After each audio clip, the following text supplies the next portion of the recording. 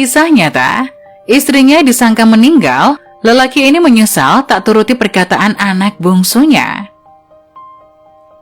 Di sebuah desa di Kabupaten Aceh Ramiang, Provinsi Aceh, hidup sebuah keluarga beranak 3 yang kesehariannya seperti kebanyakan masyarakat lain.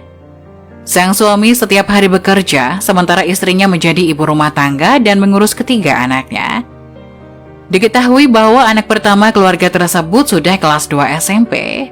Anak kedua duduk di bangku kelas 5 SD, dan yang bungsu masih berusia 3 tahun.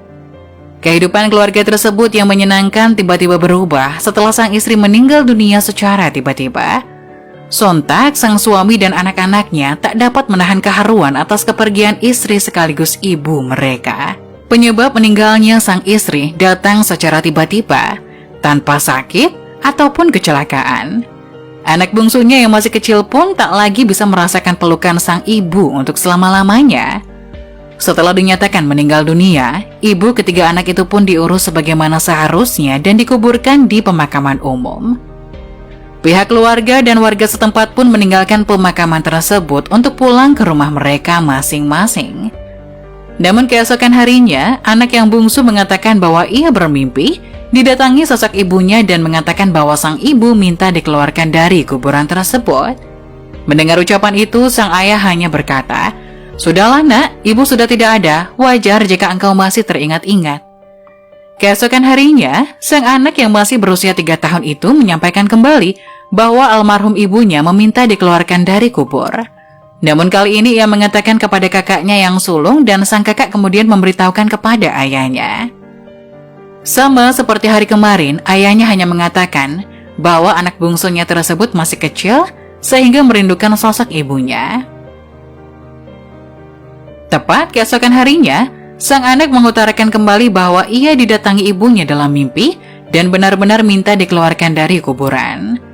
Anaknya yang kecil itu pun menangis sejadi-jadinya dan memaksa ayahnya untuk datang ke kuburan serta mengeluarkan ibunya. Tak ingin melihat anaknya terus-terusan menangis, sang ayah kemudian mendatangi aparat kampung dan meminta warga lainnya untuk membantu menggali kuburan istrinya. Meski tampak bingung, para warga pun ikut membantu lelaki tersebut untuk menggali makam istrinya yang sudah 3 hari dikubur. Ketika penggalian sudah mencapai dasar, perkataan anak bungsunya ternyata benar.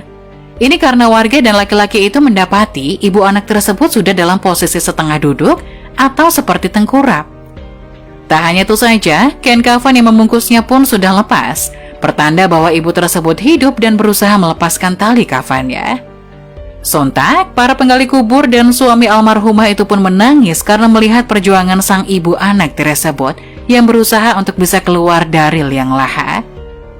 Namun karena sudah 3 hari berada di dalam, akhirnya nyawanya pun tak tertolong.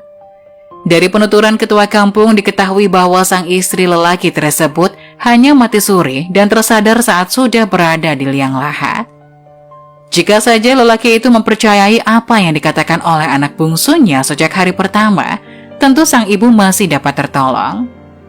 Hikmah dari kisah nyata tersebut dalam kehidupan kita adalah bagaimana seseorang hendaknya tidak meremehkan ucapan orang lain meskipun dari anak kecil.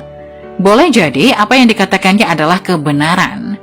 Unzur makola wala tanzur liman kola, yang artinya lihat apa yang dikatakannya dan jangan lihat siapa yang mengatakannya.